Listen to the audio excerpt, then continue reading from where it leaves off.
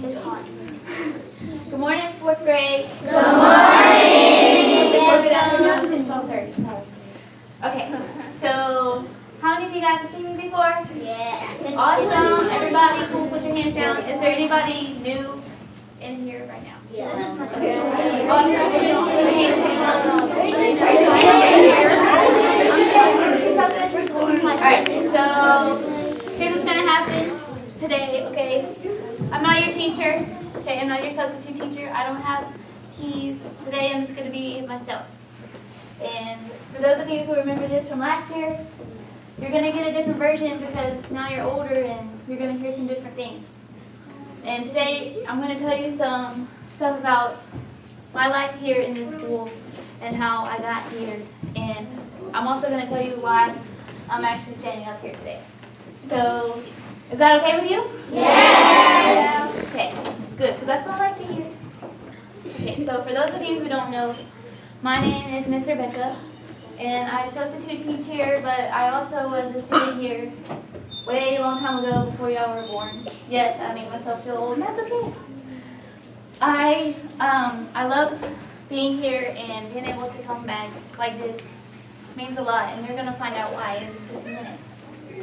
But I used to walk through these hallways just like you, and I saw everything in the building actually being painted. All the paintings you see in the cafeteria, I watched those be painted. All the paintings you see outside the media center, I saw those being painted.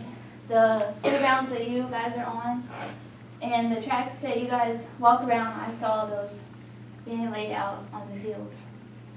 So this school means a lot to me, and I've seen a lot of people come in and out of here over the years that the school has been here. But being a student here was a lot different for me than it is now, because now I'm a sub, but what you guys are seeing now didn't used to exist.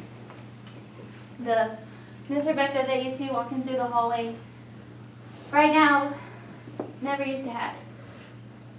So today I'm going to tell you who Miss Rebecca was before she became Miss Rebecca. Because, to be honest, I shouldn't even be standing here. So what makes it different than it is now? I didn't used to walk like this, and I didn't used to talk like this. I didn't really used to talk at all. And when I walked through the hallways, and when I started learning how to walk, I used to walk with my feet like this. So my feet used to be almost completely in, and my knees actually used to touch each other. And it used to be worse than this, but I can't do it the way it used to be because it's not natural for me anymore. And when I would walk that way, I would walk on my toes. So I have my feet in and my toes down and my heel up. So for me, that was natural, and it didn't hurt. People asked me if that hurt, but I didn't know any different, and it didn't feel weird because that's the only way that I ever knew.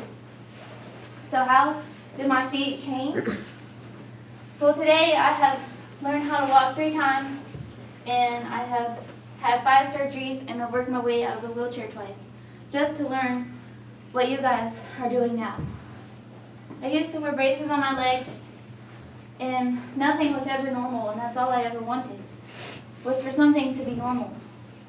And to this day, it still isn't, but I have learned how to compensate for myself, because I have something called cerebral palsy, and that's a really big word, and I'm going to explain what that is and how it affects me.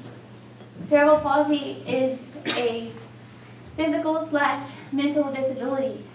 It affects everybody differently, and it's not something that fits everybody the same.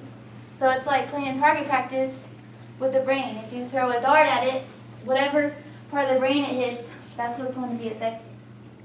So for me, it affects how I process things, it affects my balance, it affects my immune system, it affects how fast I can do things, it affects how I'm able to memorize things and process them. For me, it's all about how you present the information to me. So if you read a book to me, I can remember everything that you told me, plus some more. I can tell you more than you ever wanted to know. But if I sit down and read a book to myself, by the time I get to the bottom of the page, I can't remember what the top part says because what ends up happening is my brain is so focused on just trying to read the words that it forgets what it's actually reading. So for me, I have to read the words over and over again just to remember what the context says, because I can only do one or the other. I can't do both at the same time. I can move the right side of my body, or I can move the left. I can't do both at the same time. If I do jumping jacks, sometimes they tend to come out backwards. I don't really understand that, but for me, that's normal, but that would almost be impossible for you. If I stand up on both my feet, you can't really tell, but my right and my left aren't working together. So to show you guys this, just to give you a perspective of what's actually happening, I'm going to kind of test myself, and I'm going to see if I can break the record. So for me, it affects my balance. So on the right side, I can pretty much hold my balance for the most part. On the left, not so much. My record right now is 35 seconds on my right side, and on my left, it is 3 seconds. So today we're going to see if I can break it. Do y'all think I can break it? Yes. So here's what I'm going to do. I'm going to stand in front of you. Don't start counting until I put my foot in the air. So when I pick my leg up, that's when you guys can start counting, okay? When I put my leg down, stop. And then I'll switch sides and I'll do it again. Okay? You with me? Yes. Okay. Here we go. You ready? Here you go. 1, 2, 3, 4. All right, I'm going to try again. What happens when you fall? You stop. Try again. What happens when you fall? Try again. Okay, we're going to try again. Ready? 1, 2, 3, 4, 5, 6, 7, 8, 9, 10, 11, 12, 13, 14, 15, 16, 17, 18, 19, 20, 21, 22, 23, 24, 25, 26, 27, 28, 29, 30, 31.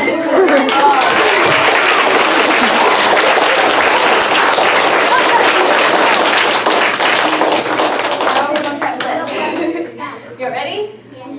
Yeah. 1, 2, 3, 4.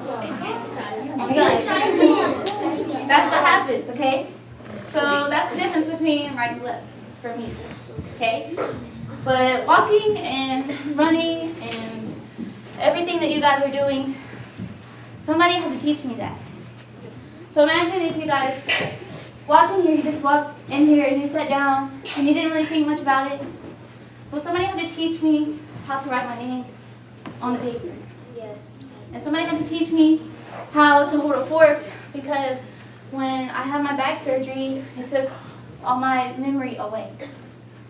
So I couldn't remember exactly how to hold a fork, and all the muscles in my body are pretty much like this all the time. So I'm pretty much forcing my body to move on a daily basis. You just can't see it. And I don't take it for granted of what I'm able to do right now because I used to not be able to do it at all. So imagine if you came in here and I snapped my fingers and all of a sudden you couldn't do anything anymore. You wouldn't be very happy with me, would you? No. Because all of a sudden you have to learn how to do it again. But what does that have to do with anything that we're talking about?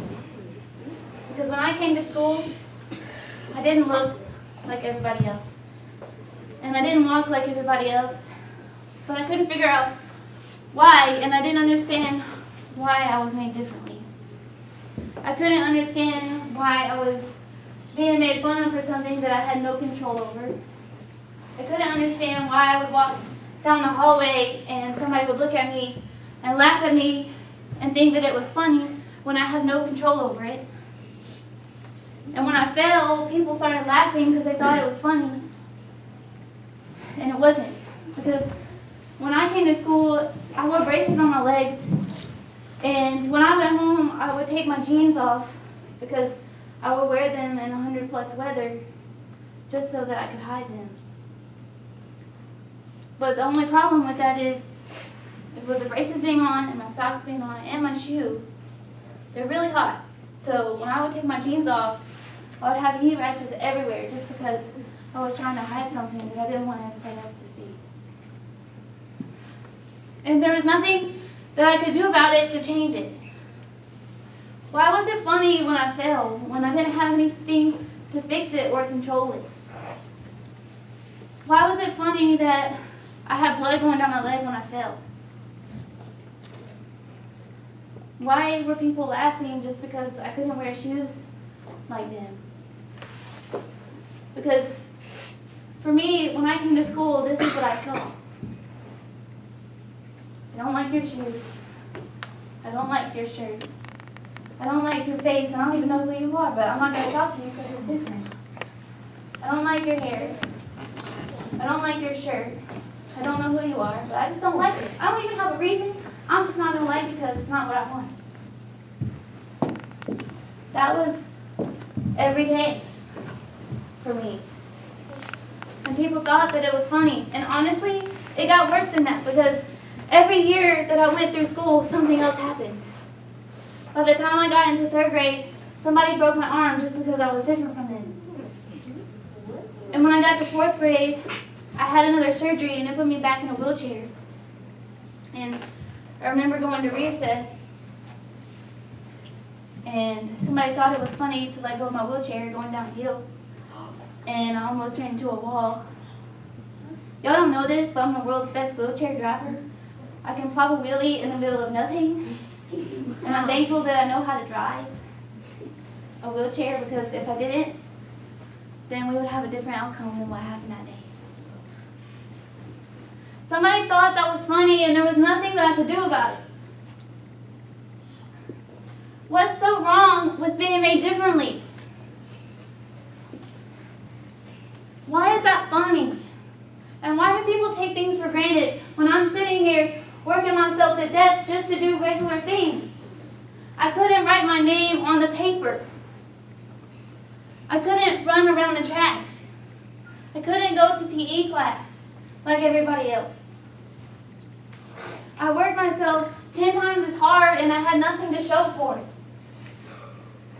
I watched everybody else get an AB honor roll and I sat and watched everybody else get awarded for it.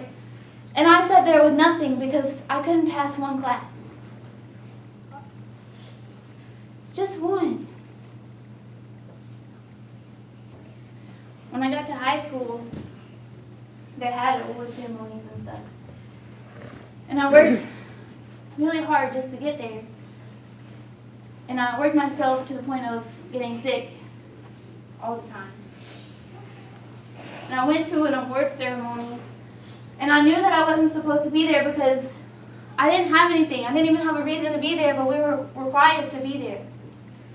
So I went, and I told my teacher that I didn't need to be there because there wasn't a reason for me to be there.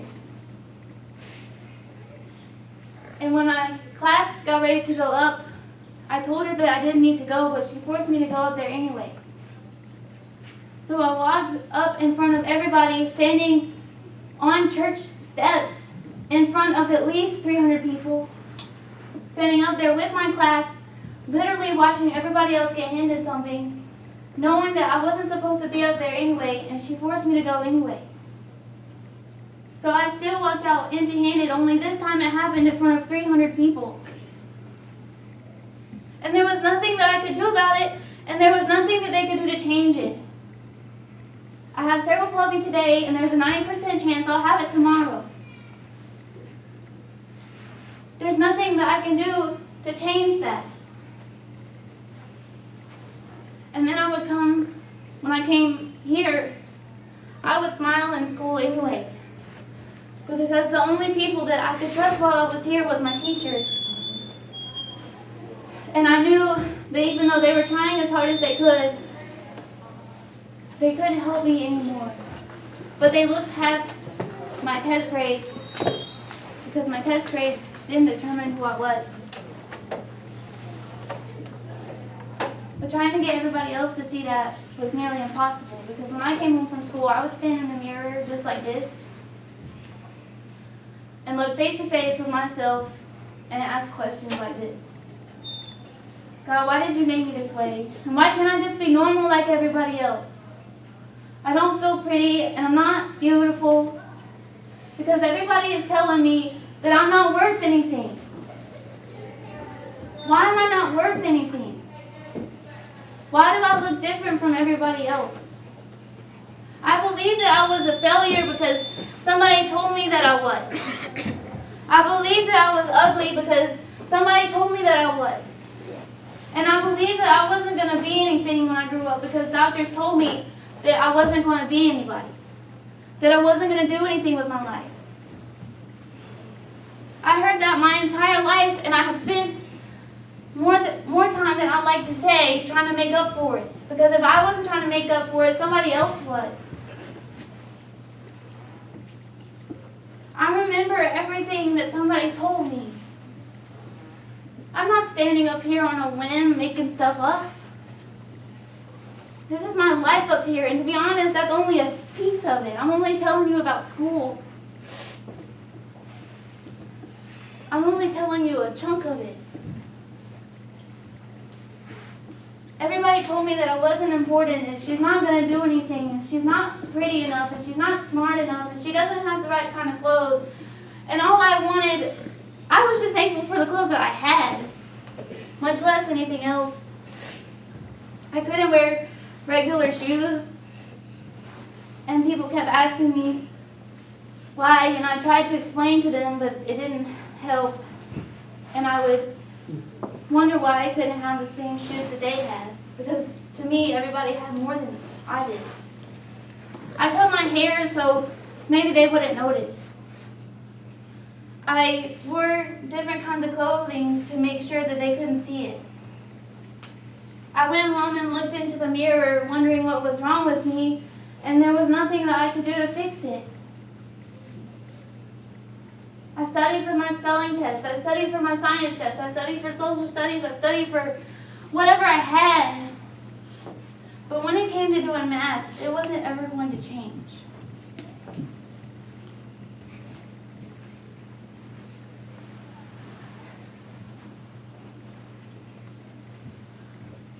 Two years ago, I asked my mom what happened maybe if I thought about coming back.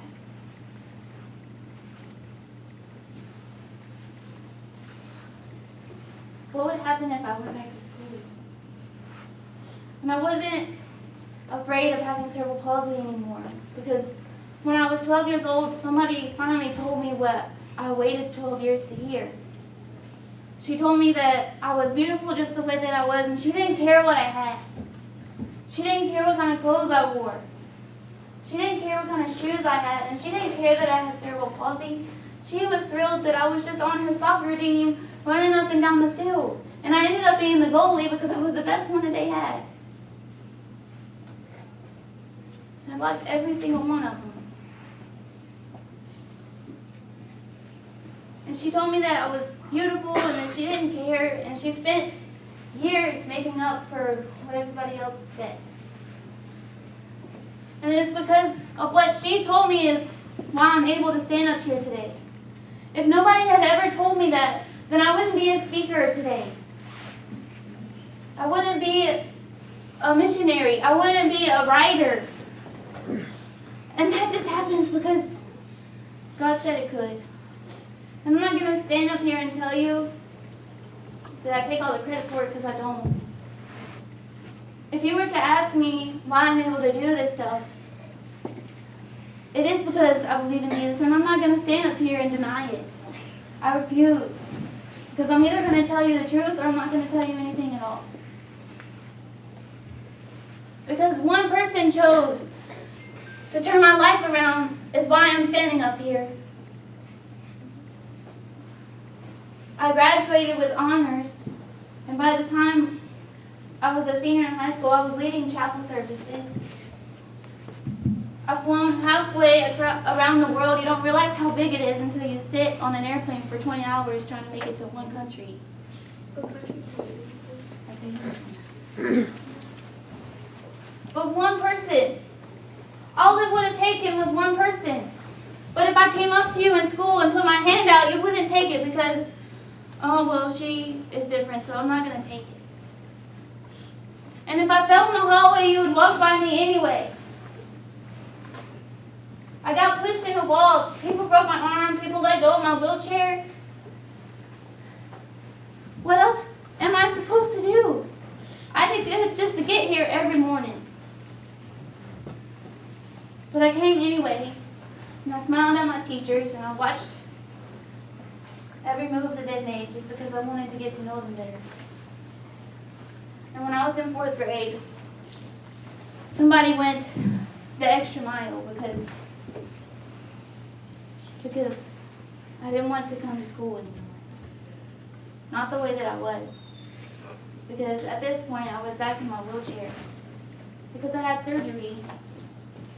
And she called me the day before my surgery. She's like, it's going to be okay, Rebecca. It's going to be fine. And this was a teacher out of this building. She's not here anymore. But after 10 years of trying to find her, I found her. But on that day, on that phone call, she told me that everything was going to be okay. I didn't know what that meant until I got here. And I came back to school in my wheelchair. I went to her classroom. And she rearranged her entire classroom just so that I could come back to school in my wheelchair. And I couldn't go to PE anymore. So when the kids had PE, I would go back to her classroom and help her with her paperwork, and I would work on bulletin boards, and I would do all kinds of stuff. And then when I was at home recuperating, she came and had dinner with me. Just so that I wasn't there by myself. She told me how school was going. She told me, and she would bring me my schoolwork, because I couldn't come back for a week. So she brought me my stuff. But when I came back, everything looked different. But it was because she had one student that was in a wheelchair that was willing to come to school anyway. Do any of you guys see Mr. Holquist? Okay. Mr. Holquist is really awesome for more reasons than one. But when I was in school here, he wasn't always without one leg. Mr. Holquist used to have both his legs. He lost his leg the year that I had my foot surgery in a motorcycle accident. And it caused him to lose his leg. And we were the only 2 people that were in wheelchairs at the same time in the whole building. And he decided to do something that hasn't happened since. And he told me, he said, I want to have a race. And I'm like, huh? You want to do what? You want to do what? Okay. So what happened was I came out of the classroom. Now granted, I'm still in a cast, okay? My leg is like straight out. And he's in his wheelchair, and I'm in my wheelchair because he didn't have his prosthetic yet. So I'm in the wheelchair, and I'm like, how's this going to happen? And all of a sudden, here comes this giant intercom call. All 5th grade and 4th grade students, please step out into the hallway. And I'm like, oh my gosh. And I get to the end, so the hallway that Miss Dowdy is on, if you go all the way to those double doors, and then you go all the way to the double doors that are right at the cafeteria, that was the finish line, and the starting line was those 2 back doors where Miss Johnson's classroom is. So I come out, and all these kids are lined up against the wall. And then all the kids on the 4th grade hallway are lined up out there too. And here comes Mr. Holquist, and he's just laughing because I had no clue that he was going to do an intercom call. Like, the whole building, everybody knew except for me, so everybody's out in the hallway, and I'm like, we're really doing this? So, get to the end of the hallway, Mr. Holquist right here, and I'm right there, and then everybody's watching. And then somebody waved the green flag to go, and we went. and we had a tie. And I told him, I said, if I ever end up back in my wheelchair, I want a rematch. Because we're not ending with a tie. But we had a tie, and that's one of the best memories that I have in this building. But there's one that's even better, because I'll never forget it. I was out on the track one day at recess, and I already had a different cast on. I had a hard cast. I still couldn't move my leg, but they gave me a strap-on booty so that I could walk with my cast on. So it's a walking cast, so I'm walking with a limp, but I'm still walking, and they told me that I could walk anytime I wanted just to get out of my wheelchair. I was still kind of afraid to get out of the wheelchair, but it's cast on. But one day we were at recess, and I finally had enough. And we're walking around the track, and the girl that was pushing my wheelchair, I said, "Stop." She was like, "What?" I said, "Stop. That means just stop. Just let go of my wheelchair. I can drive, but just stop." Put the brakes on, and very carefully, I got out of my wheelchair. And I stood behind my wheelchair because I used it to walk with. But I finally took the first steps that I've been waiting to take for the last 2 months on that track out there that you guys played on. And all my teachers were turned around and they couldn't see. But I started walking up the track, and then all the kids started yelling, "Miss Robbins, Miss Robbins, Miss Robbins, Miss Robbins," trying to get her attention because I wasn't supposed to be walking, but I was walking. I'm getting out of this thing. So she finally turned around, but then all the other teachers turned around. And then all the kids that were behind them started turning around. And they saw me walk up the track without my wheelchair, with my cast on, and then everybody started clapping. Because I finally took the first steps that I've been waiting on forever. And those are like the 2 best things I remember out of 4th grade. Where somebody wasn't picking on me for something, and somebody wasn't laughing at me, and somebody wasn't judging me for what kind of clothes I had, or what kind of shoes I had, or what kind of glasses I had.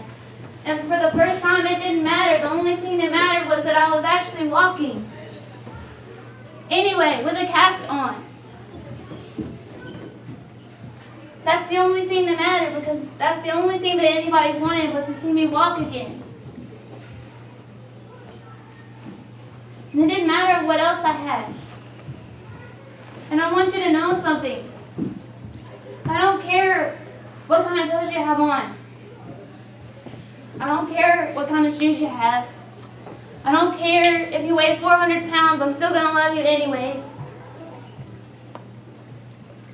I don't care if you come to school in your pajamas, if that's the only clothes you got. You know what? You're here anyway. That's what matters. You're in one piece.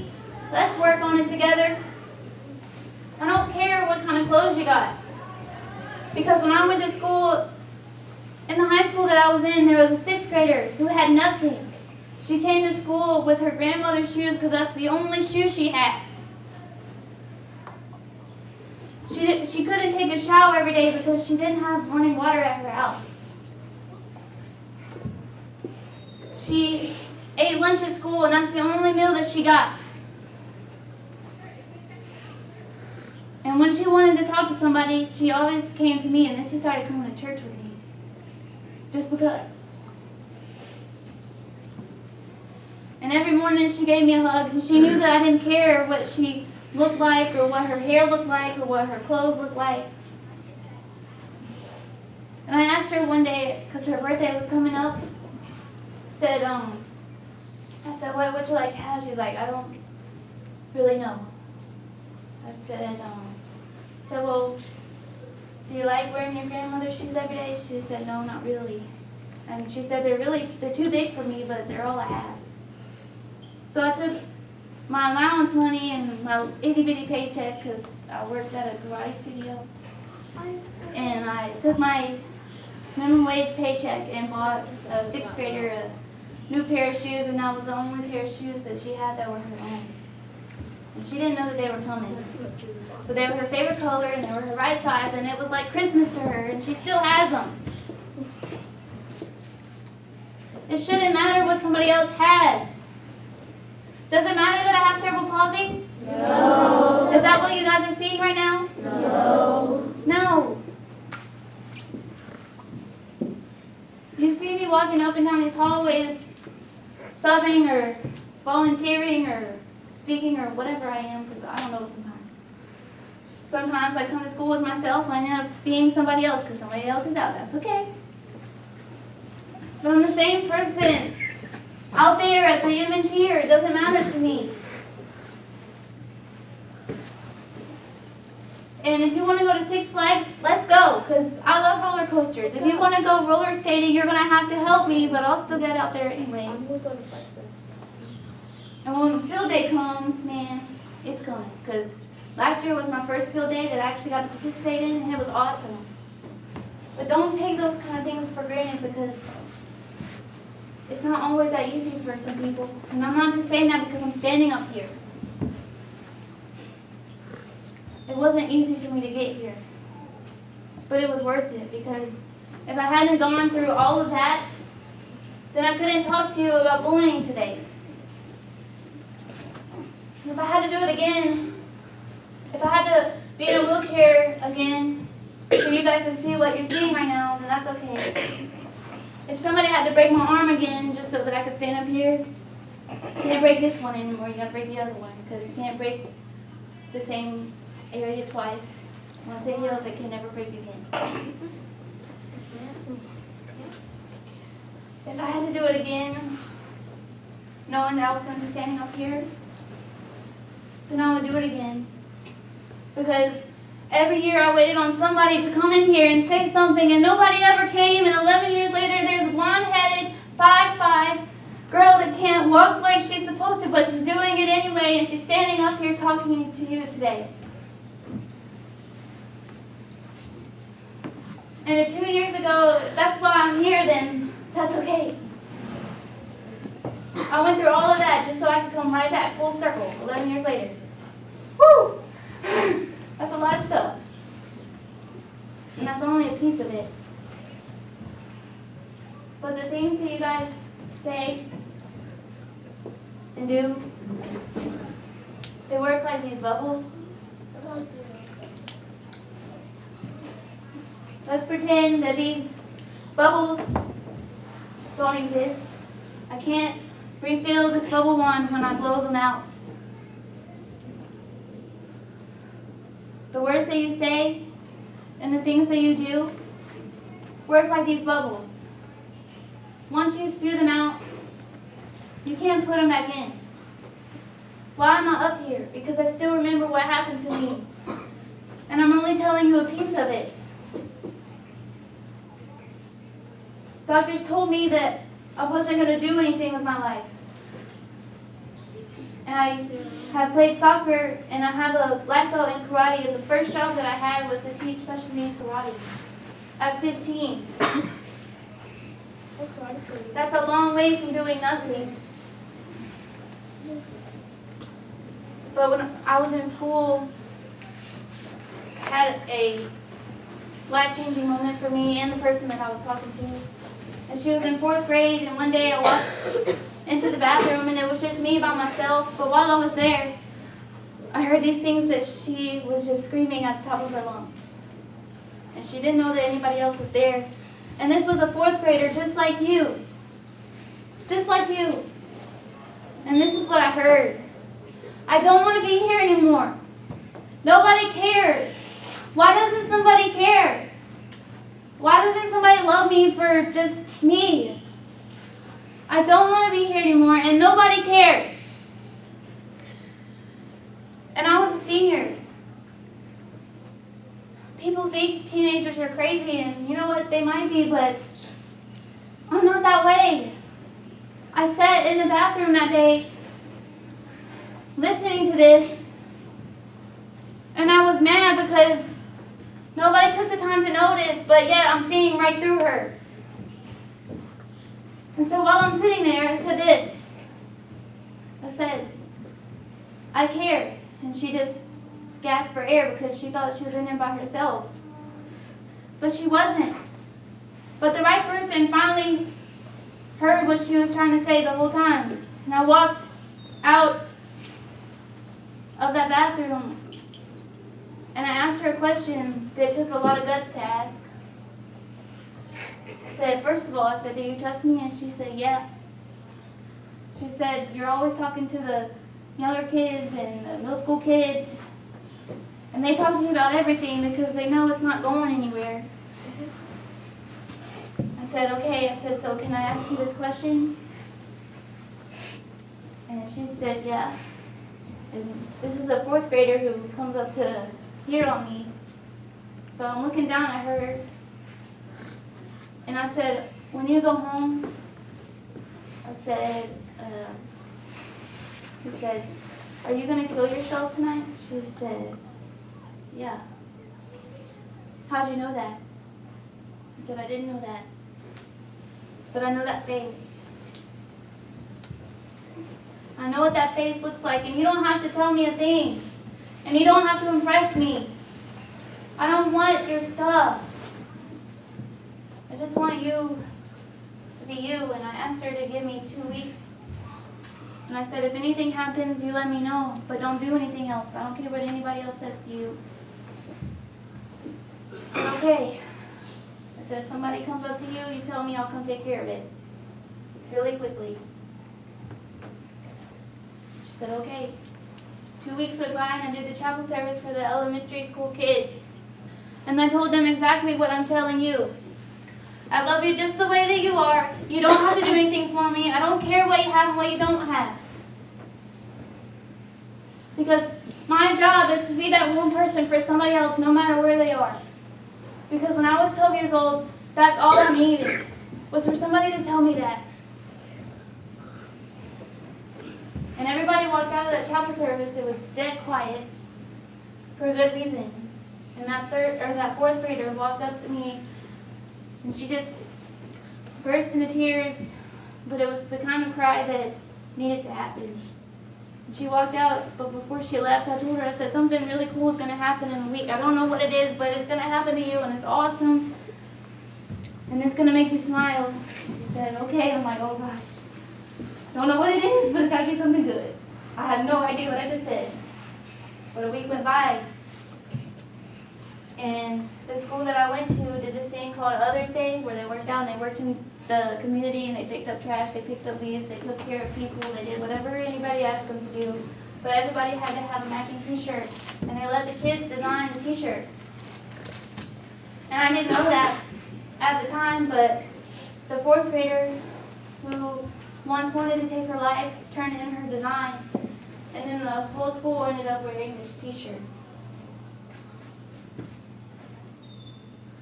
A 4th grader drew that. She drew it, and they put it on a t-shirt, and everybody wore it. And no matter how old I'll never ever get rid of this t-shirt. Because that story has a new chapter in it. 2 months ago, I ended up speaking at her church.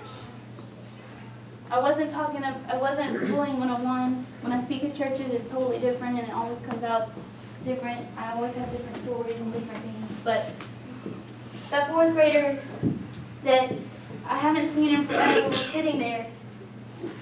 I was at her church, and I saw her for the first time at that time in 3 years. I had saw her one time prior to that, and she ran halfway across the parking lot just to get to me. But I wasn't speaking there. I was just visiting and checking it out. And I was there with one of my friends, and this girl comes running across the parking lot, and it was her.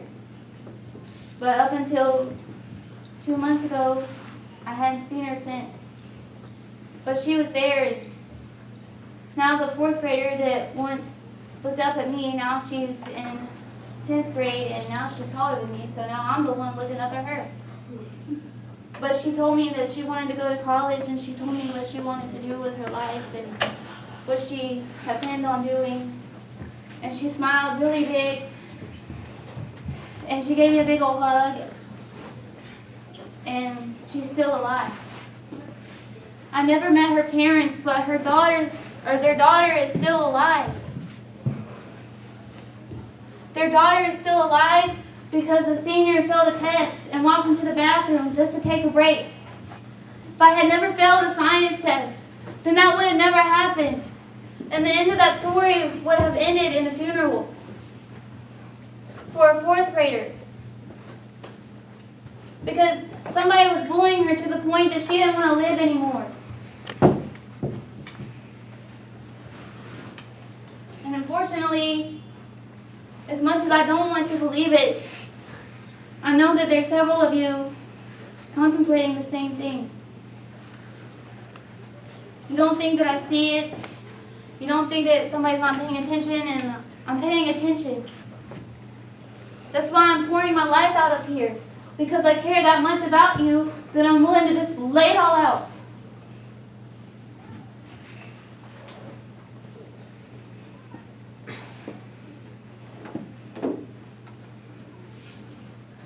Are these scary? No. They just help me walk better. That's it. And I don't have to wear them anymore. But this was my first pair that I had at the age of 3. I was 3 years old, and somebody thought it was funny to take my ice cream money.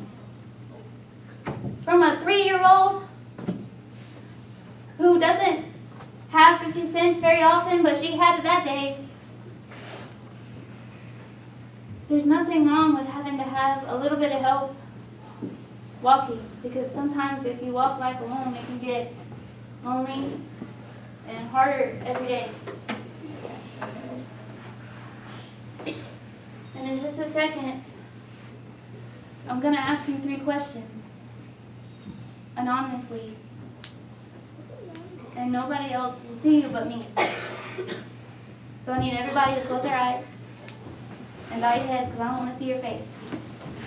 I don't want to see your face. And I'm going to ask the teachers to do the same thing, because I don't want it to affect their answers.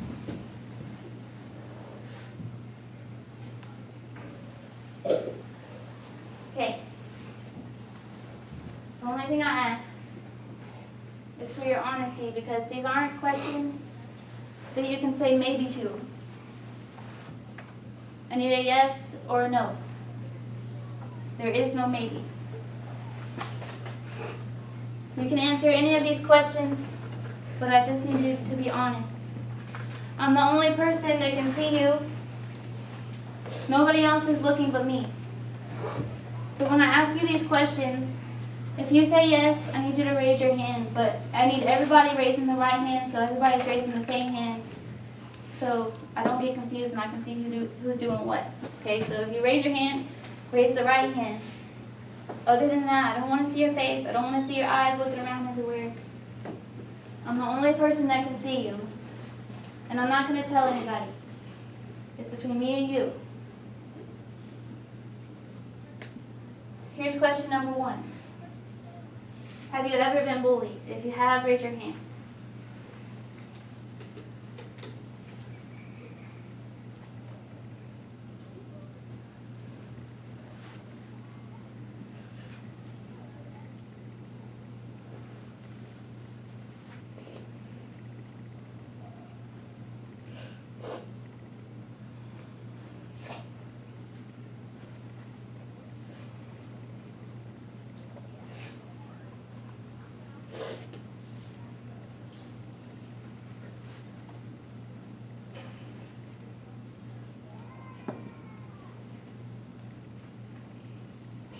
Okay, you can put your hands down.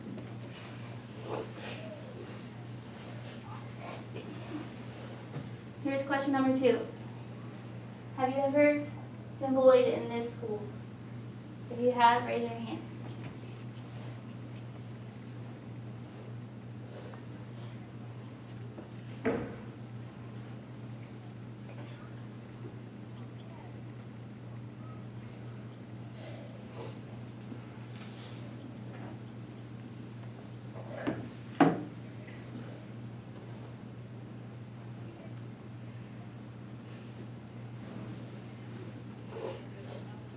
Okay, you can put your hands down.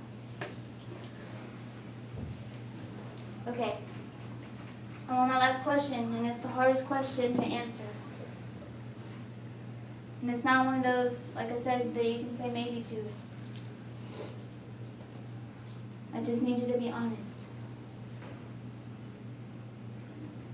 Have you ever thought about taking your own life because of bullying?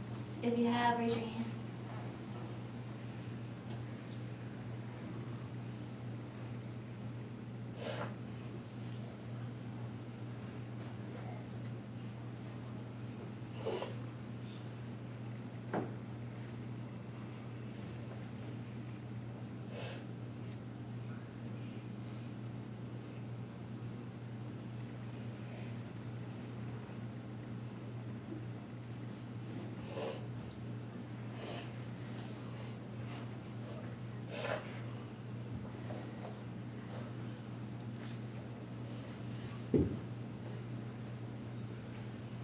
Okay, put your hands down. Okay, if you answer that question and you raise your hand, congratulations, because you're the strongest person in this room. Because not a lot of people would have answered that question honestly. And I can't thank you enough for your honesty and your trust in me. And I promise it's not going to go anywhere. So I need everybody to look at me. For question number 1, 51 of you raise your hands. For question number 2, 29 of you raise your hands. For question number 3, 18 of you raise your hands. That's why Bullying 101 exists. Because I wouldn't want to be the cause of somebody else taking their life, would you? You don't know who those 18 people are. I don't know who those 18 people are because the only things I saw were their hands.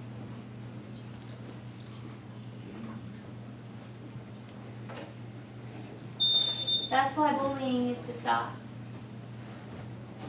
I don't know everything that's going on inside your life, whether it's here or at home.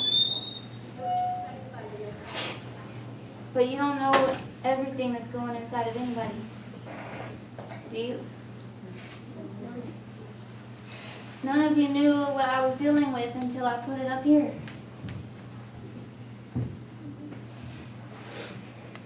So when you walk through those hallways, I want to see something else. If somebody falls down, then you pick up their hand and you pull them back up anyway.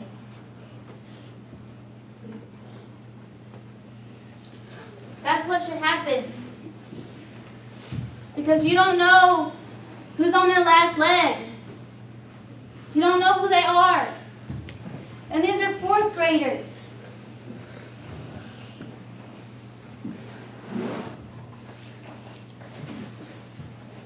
You don't know which teacher is making a difference. You don't know which teacher is going to rearrange their whole classroom. Because I'm still talking about my teachers that came out of this building.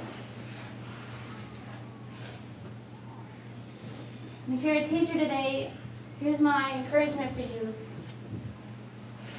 Look past their test grades and their papers. Because if you don't, what's going to happen is they're going to look at their number and they're going to determine their worth by their grade. It meant the world to me when my teacher came and ate dinner with me or came to my soccer game or actually remembered my birthday and gave me a birthday card at school. Those are the things that I remember and they make me smile every time I walk in here. It's not the building that's special, it's the people that are in it. Because if it weren't for a few of them, I would have never come back here. Miss Dowdy is the reason why I became a substitute teacher. Miss Davivia is one of the ones that put Band-Aids on my leg every day and helped me put my braces on. And you know what? I didn't have to show her how to do it. She just did it.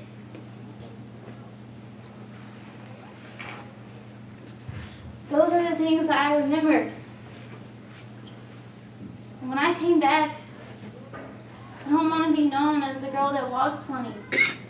You guys call me Miss Rebecca, and that means the world to me because nobody used to know my name. I was just known as the girl that walked funny, and that was it. So when you call my name, it carries a lot of weight. And you guys are changing my history, and you don't know it. But I wouldn't want to be the cause of why somebody didn't show up to school one day. Because I'm going to notice. When I got to pre-K, I got an award for being the most concerned student. Because if somebody was out, I was going to know it. And I was only 3. I knew when my teacher wasn't feeling well. I knew when she worked too hard. I knew when her birthday was. And they didn't have to say a word. I just watched them. So I'm not just watching you. I'm watching the teachers on purpose. Because I want to know what your habits are, and I want to learn your personality so that if you're having a bad day, I can say, hey, Miss Garrett, or hey, Miss Pataglia, or hey, Miss Curlin, or hey, Miss Houseworth, or are you having a good day? If you're not, can I have a high five and keep you smiling anyway? Can I come laminate your papers? Can I come copy 1,000 papers and then sort them all? Can I come laminate something and hopefully, not tear up the machine? That's only happened once. I'm okay. I can do it. Can I come grade your papers? Can I do something just to make it a little better?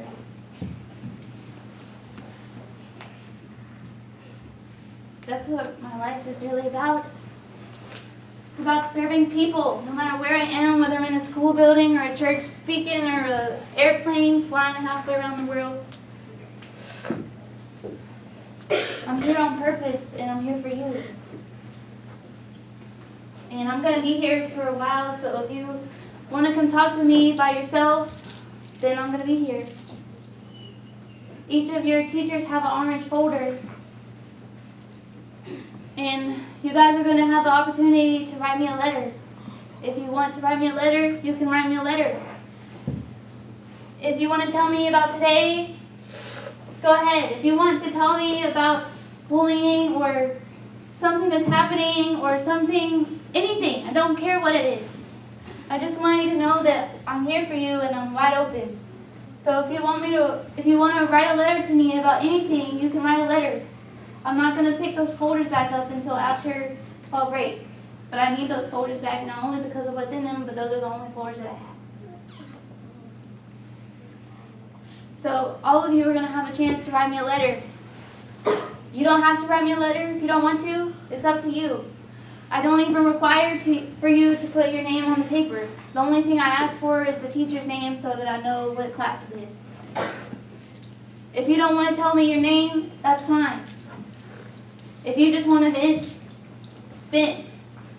If you want to yell at somebody on a piece of paper, you can do that. You don't have to put your name on the paper. If you want to be anonymous, then you can be anonymous. What's anonymous? It means you don't give out your name. You just write it. You don't have to tell me who you are. That's what that means. A random person's name? Yeah, somebody wrote it, but you don't have to tell me who you are. Okay? You don't have to tell me that. But every one of your teachers has one, and I'm not going to pick them up till after the break. Okay? But I'm wide open, and I'm not going anywhere. And I'm going to keep walking up and down these hallways till I can't walk no more, and then even after that, they still might have to drag me out of here. So I'm going to give you guys the floor if you guys want to ask me some questions that you're comfortable with. In front of everybody, you can ask me some questions. If the teachers have questions, you can ask me questions. Any questions that you want.